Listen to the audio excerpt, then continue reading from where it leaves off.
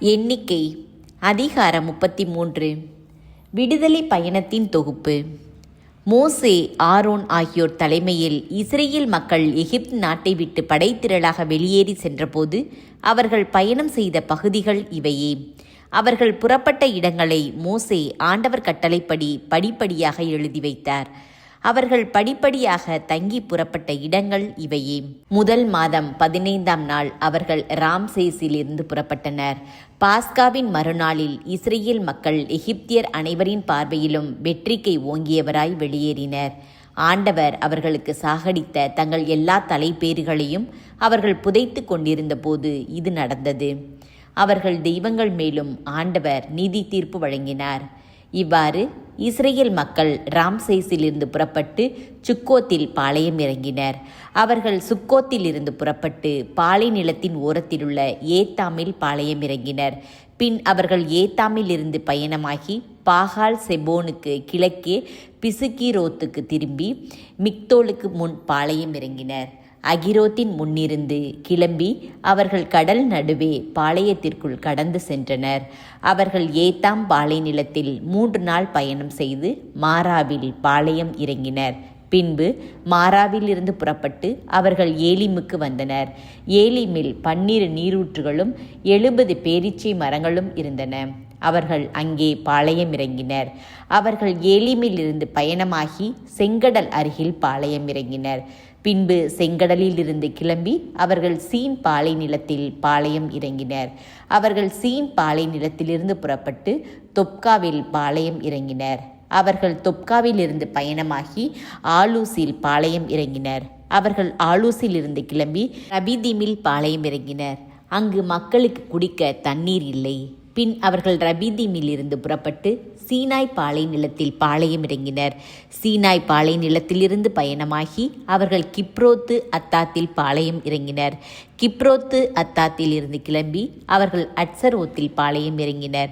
அவர்கள் அட்சரோத்தில் இருந்து புறப்பட்டு ரித்மாவில் பாளையம் இறங்கினர். பின் அவர்கள் ரித்மாவில் இருந்து பயணமாகி ரிம்மோன் பாரேஸில் பாளையம் இறங்கினர்.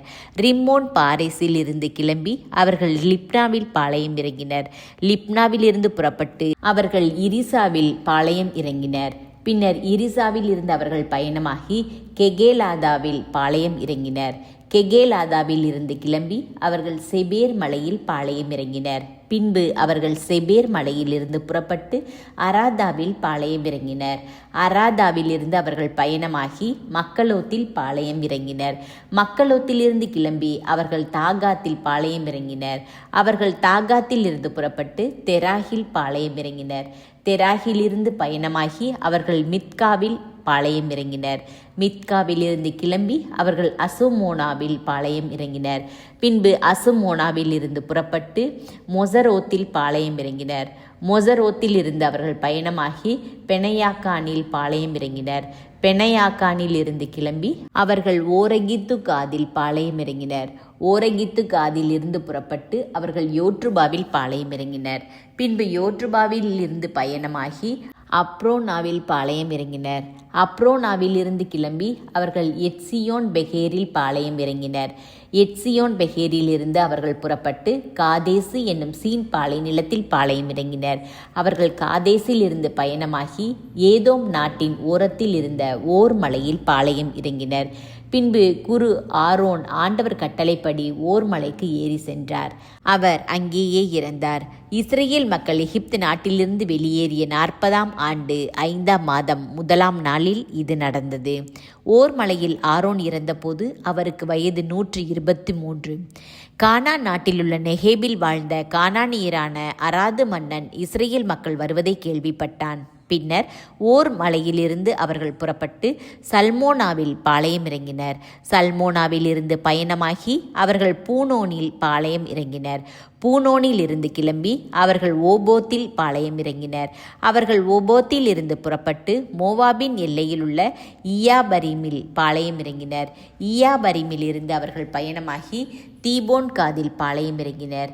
தீபோன் காதிலிருந்து கிளம்பி அவர்கள் அல்போன் திப்லாத்தாயிமில் பாளையம் இறங்கினர். அல்மோன் திப்லாத்தாயிமிலிருந்து புறப்பட்டு அவர்கள் நெபோவுக்கு முன் அபாரிம் மலைகளில் பாளையமிறங்கினர். அபாரிம் மலைகளிலிருந்து அவர்கள் பயணமாகி எரிகோவுக்கு எதிரே யோர்தானை அடுத்த மோவாபு சமவெளியில் பாளையமிறங்கினர். அவர்கள் யோர்தானை அடுத்த மோவாபு சமவெளியில் பெத்திசிமோத்திலிருந்து ஆபேல் சித்திம் வரை இருந்த பகுதியில் பாளையமிறங்கினர். யோர்தானை கடக்கும் முன் தரப்பட்ட அறிவுரைகள். எரிகோவுக்கு எதிரே யோர்தானை அடுத்த மோவாபு சமவெளியில் ஆண்டவர் மோசேயிடம் கூறியது: நீ இஸ்ரேல் மக்களிடம் சொல், யோர்தானை கடந்து நீங்கள் கானான் நாட்டுக்குள் செல்கையில் உங்கள் முன்னிலிருந்து நாட்டின் குடிகள் அனைவரையும் துரத்திவிடுங்கள். அவர்களின் செதுக்கிய சிலைகள் அனைத்தையும் அழித்துவிடுங்கள். அவர்களின் வார்ப்பு படிமங்கள் அனைத்தையும் உடைத்து விடுங்கள். நீங்கள் நாட்டை உடைமையாக்கி அதில் குடியிருப்பீர்கள். நீங்கள் உடைமையாக்கி கொள்ளும்படி அதை உங்களுக்கு தந்துள்ளேன். உங்கள் குடும்பங்கள் வாரியாக திரிவுல சீட்டு போட்டு நீங்கள் நாட்டை உடைமையாக்கி கொள்ளுங்கள். குளங்களுள் பெரியவற்றிற்கு கூட்டியும் சிறியவற்றிற்கு குறைத்தும் உரிமை சொத்து வழங்க வேண்டும். எவ்விடத்திற்காக ஒருவனுக்கு சீட்டு விழுகிறதோ அது அவனுக்குரியது. உங்கள் மூதாதையரின் குலங்களின்படியே நீங்கள் உரிமை சொத்து பெறுவீர்கள். நாட்டின் குடிகளை உங்கள் முன்னின்று நீங்கள் துரத்தவில்லையெனில் நீங்கள் தங்கியிருக்க அனுமதிப்போர் உங்கள் கண்களை குத்தும் கூராணிகளாகவும் உங்கள் விழாவை கீறும் முட்களாகவும் இருந்து நீங்கள் குடியிருக்கும் நாட்டில் உங்களை துன்புறுத்துவார்கள். நானும் அவர்களுக்கு செய்ய நினைத்ததை உங்களுக்கு செய்வேன்.